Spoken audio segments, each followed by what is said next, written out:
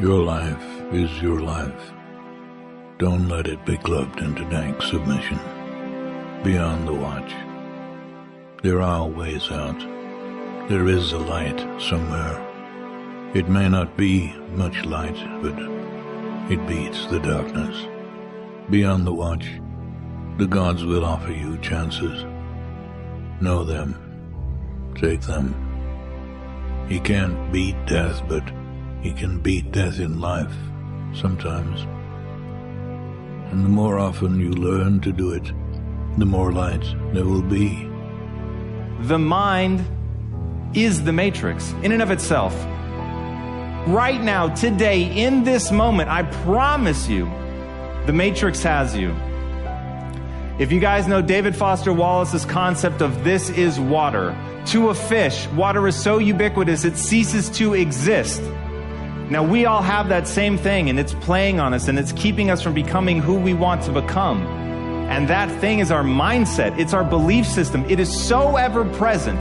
It is so ingrained into the fabric of who you are and the way that you process data, you don't even notice it.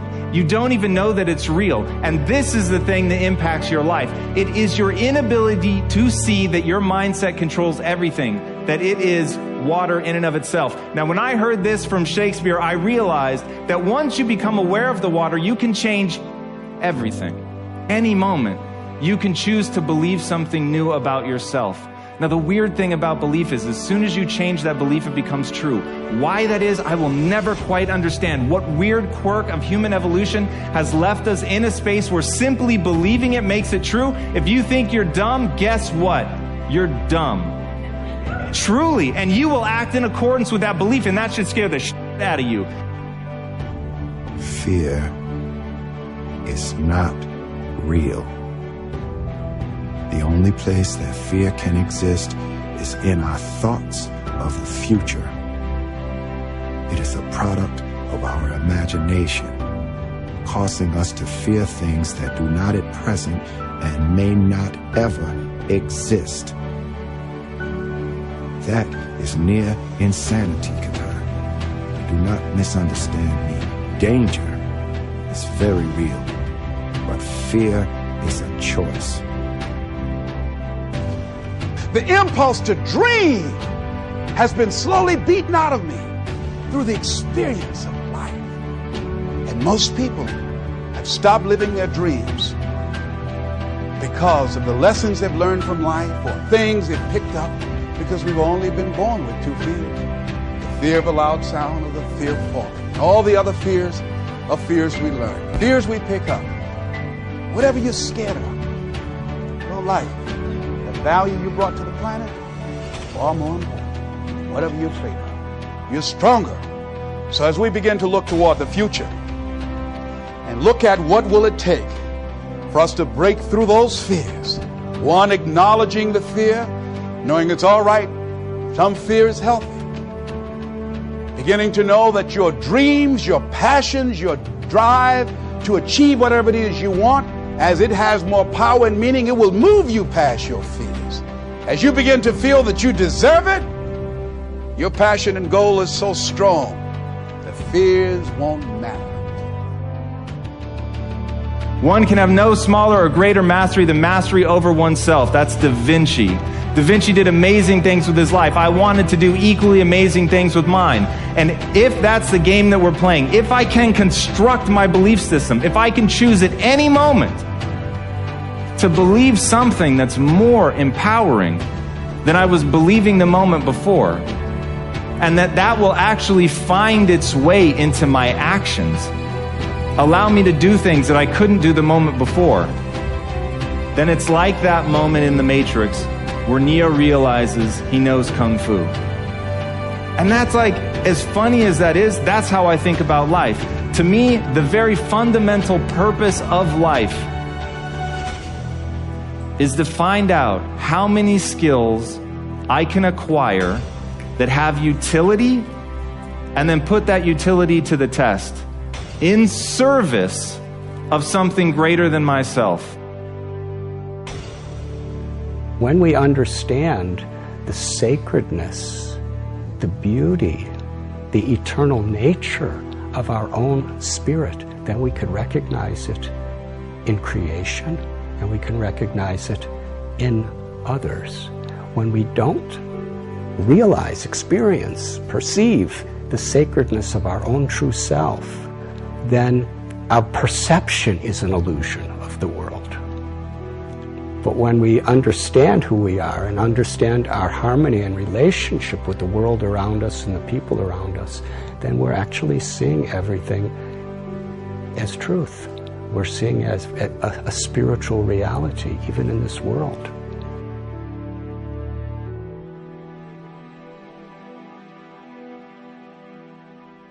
Discovering your why is just the beginning.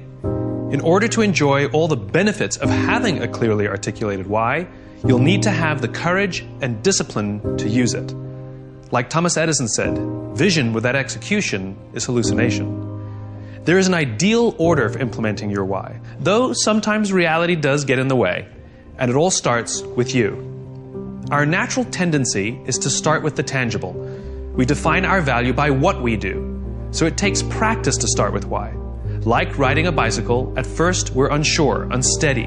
We're in our heads thinking about all the things we need to do, pedal fast, keep enough speed so we don't fall over. We have to really concentrate. We may even fall over, even scrape our knees, but we get back on the bike and try again, and eventually it becomes natural. Starting with why is no different. At first it feels awkward. It may not even work. But with practice, it will become so natural that you won't even be able to imagine a time when you couldn't do it. Just like riding a bicycle. In time, your why will act as a filter for many of the decisions and choices you make. It becomes a tool to help you find a job or seize an opportunity in which you're more likely to succeed. It removes a lot of the guessing. Here's a metaphor to show you what I mean. It's called the celery test. We're constantly asking people for their advice on what to do or how to do it. It's like going to a dinner party and somebody says, "Do you know what you need? You need M&Ms. We've done so well with M&Ms, you've got to use M&Ms."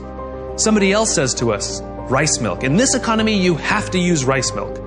Someone else says to us, "Kit Kats. You have to use Kit Kats." And somebody else says to you, "It's all about celery." We go to the supermarket with all this good advice from all these smart people with brilliant case studies, and we buy everything. We buy Kit Kats and M&Ms, celery and rice milk. There's a lot of time we spend at the supermarket and a lot of money we spend at the supermarket. And when we get to the checkout lane, we're standing there with all these products in our hands, and no one can see what we believe, because we bought everything. But let's imagine we know our why. Let's imagine our why is to always be healthy and only do things that protect the health of our bodies.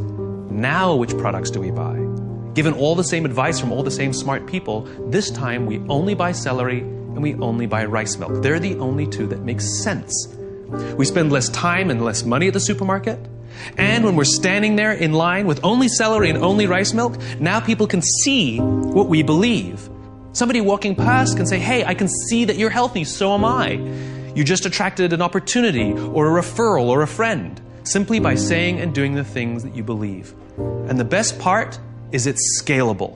As soon as I said the why, you knew exactly which products we were going to buy. This means the more you can articulate your why, the more others will know what you stand for and will be able to help you make the right decisions. From now on, you will work to ensure everything you do is a good fit. If you do too many things that aren't a good fit, you'll feel uncomfortable and people will feel that you're being inauthentic. On the other hand, when you start with why, your ability to stand out, find support, and work to all your natural strengths will flourish. With practice, you will learn to trust your why. You will eventually start to see your job and the things you do as ways to breathe life into your cause. And the better you get at it, the more you will feel that your life and everything you do has purpose. The best way to implement your why is to work at it slowly. You don't have to do all the tips we suggest. What is important is that you pick up to 3 and commit to practicing and using them now. Dopamine is the feeling that you found something you're looking for, or that you accomplished something you set out to accomplish. So you know that feeling you get when you cross something off your to-do list? That's dopamine. It feels awesome. You know when you have a goal to hit and you achieve that goal, you're like, yes! You feel like you've won something, right? That's dopamine. The whole purpose of dopamine is to make sure that we get stuff done, right? The historical reason for dopamine, we would never eat if we only waited to get until we got hungry, because there's no guarantee that we would find food. So dopamine exists to help us go looking for food. We get dopamine when we eat, which is one of the reasons we like eating. And so when you see something that reminds you of something that feels good, we want to do the behavior that helps us get that feeling, right? So let's say you're out there going for a walk and you see an apple tree in the distance. You get a small hit of dopamine. And then what it does is it focuses us on our goals. And now we start walking towards the apple tree. And as the apple tree starts to get a little bigger, we feel like we're making progress. You get another little shot of dopamine and another little shot of dopamine until you get to the tree and you're like, yes! Okay? This is why we're told you must write down your goals. Your goals must be tangible. There's a biological reason for that. We're very, very visually oriented animals. You have to be able to see the goal for it to biologically stay focused, right? If you don't write down your goals, if you can't see your goals, it's very hard to get motivated, to get inspired. For example, think about corporate visions, right? A corporate vision has to be something we can see, right? That's why it's called a vision. You can see it, right? To be the biggest, most respected, to be the fastest growing are not visions. They're nothing, right? What does that even look like? Respected by whom? Your mother? Yourself? Your friends? Your shareholders? Who knows? What's the metric? Dunno. It's amorphous, doesn't motivate us. Just like I can't tell you, you will get a bonus if you achieve more. You're going to ask me, how much more? I'm going to say, more. Doesn't work. You need a tangible goal. You need a tangible goal, right? Here's a great vision. Martin Luther King, I have a dream that one day little black children and little white children will play on the playground together and hold hands together. We can imagine that. We can set our sights on that. And every time we achieve a goal and achieve a metric and achieve a milestone that makes us feel like we're making progress to the vision we can see, we keep going and going and going until we achieve something remarkable. You have to be able to see it. Dopamine. Like I said, dopamine is the feeling you get when you set out to find something you're looking for as well. Talked about the to-do list. I came home from a trip just a couple days ago and I had a bunch of errands to run and I wrote down a little list of things I had to do and off I went, right? And as I was walking past, I think it was the dry cleaners, I don't remember. I was walking past something, I remembered, I have to do that, and I hadn't written down on my to-do list. So I went in and I finished what I needed to do, and then when I came out, I then wrote it on my to-do list and then crossed it out. Because I wanted the dopamine. Feels good. Dopamine comes with a warning. Dopamine is highly, highly, highly addictive. Here are some other things that release dopamine. Alcohol, nicotine, gambling, your cell phone. Oh, you think I'm joking? Okay, we've all been told that, if you wake up in the morning and you crave a drink, you might be an alcoholic. Well, if you wake up in the morning, the first thing you do is check your phone before you even get out of bed, you might be an addict. If you walk from room to room in your own apartment holding your telephone,